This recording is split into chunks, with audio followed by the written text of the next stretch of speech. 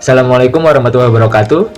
Perkenalkan, nama saya Ananda Budi Pratama dengan NPM 201943500043. Dalam pengerjaan tugas akhir ini di mata kuliah Sistem Berbasis Pengetahuan, saya bertugas mengerjakan bab 2 dan membuat poster.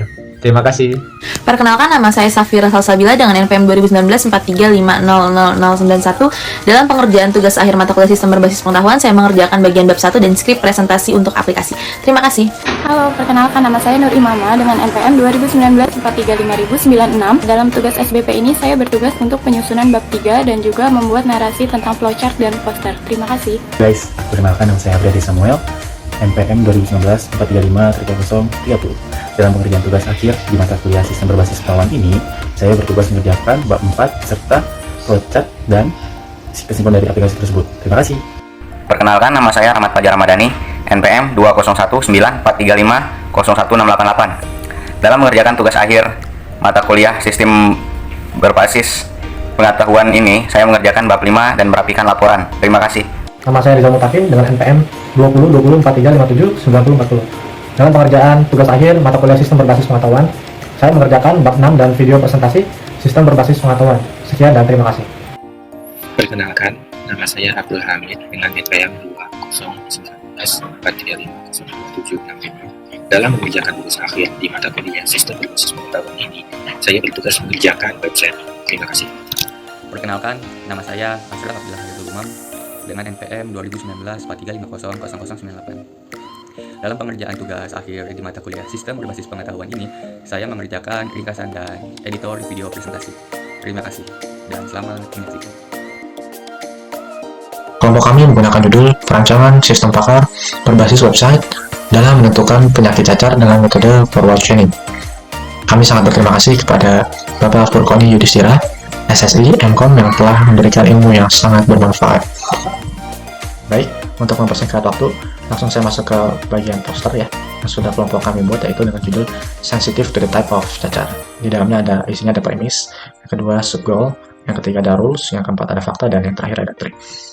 Di sini saya akan menjelaskan mengenai tugas akhir dari poster perancangan sistem pakar berbasis website ini. Ya, ini dalam poster ini ada beberapa kasus masalah yang ditemukan. Premis gejala yang sudah dianalisa sebelumnya, yakni terdapat G1 hingga G9. Yang pertama, G1 yakni demam, G2 sakit kepala, G3 lelah, G4 ruam kulit yang melepuh, G5 kesemutan, G6 gatal-gatal, G7 ruam kulit mirip pita, G8 pembengkakan kelenjar getah bening, G9 ruam kulit yang menyebar luas. Nah, dari beberapa kelompok penyakit cacar yang sudah ditentukan, yakni ada 3 jenis, yaitu di subgoal ini ya. P1 yakni cacar air, P2 cacar api, P3 cacar monyet. Sehingga dari rules yang diperoleh ini, maka R1, if G1 dan G2 dan G3 dan G4 dan premis 1.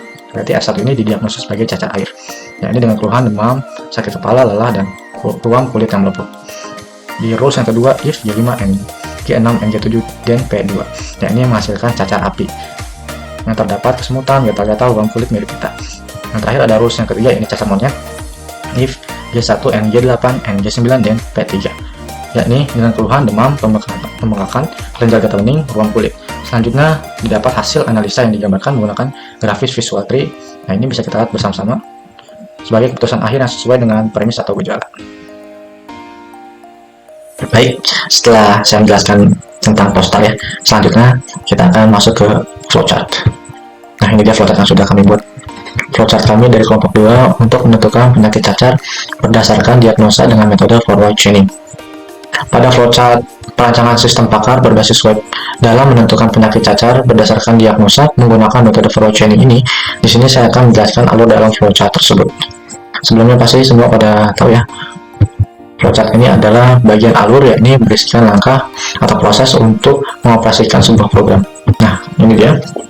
Yang pertama yakni ada dimulai dari bentuk terminator ya, yang berarti mulai menjalankan aplikasi. Dilanjut dengan decision. Nah, ini dia, yang berarti membuka halaman web.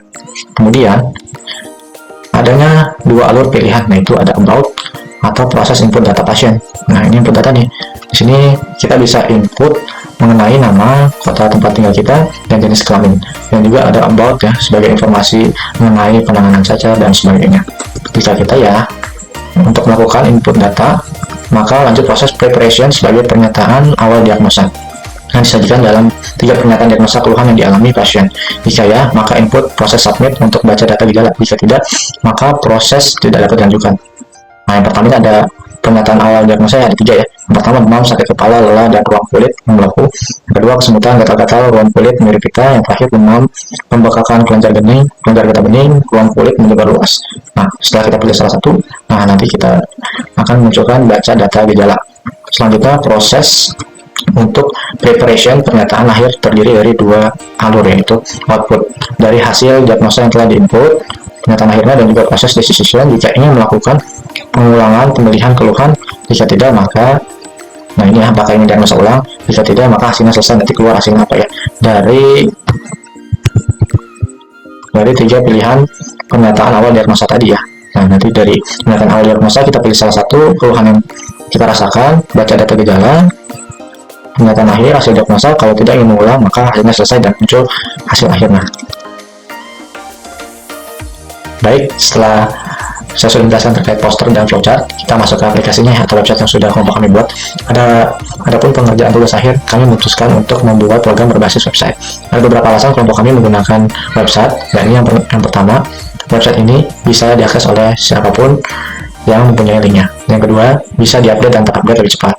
Yang ketiga, tidak perlu instalasi apapun. Yang terakhir, lebih fleksibel karena bisa dibuka via laptop maupun handphone ya, smartphone.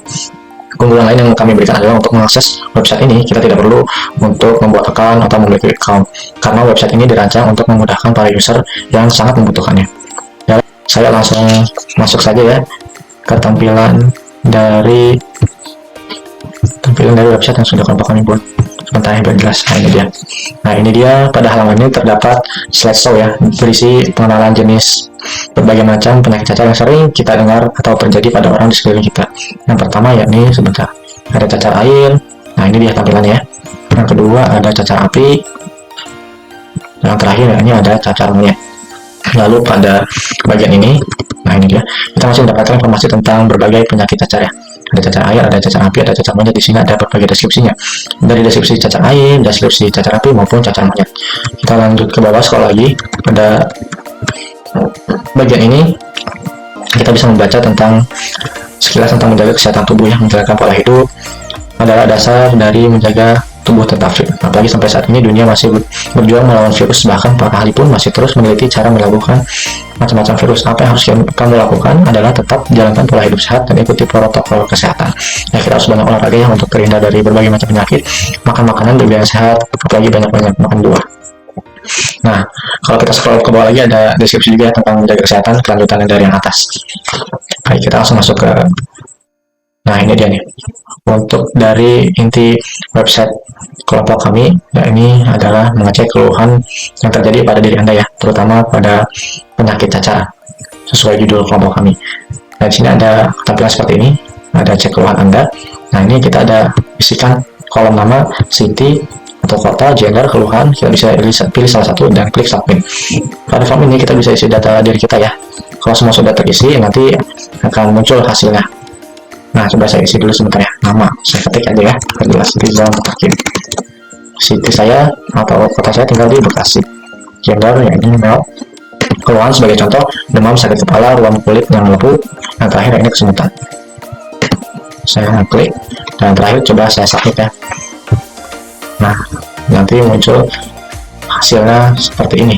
Dengan gejala yang saya alami tadi, maka sistem pakar berbasis website ini menentukan bahwa saya Rizal Mutakin mengalami sakit cacar jenis, nah ini cacar air. Nah ini dia.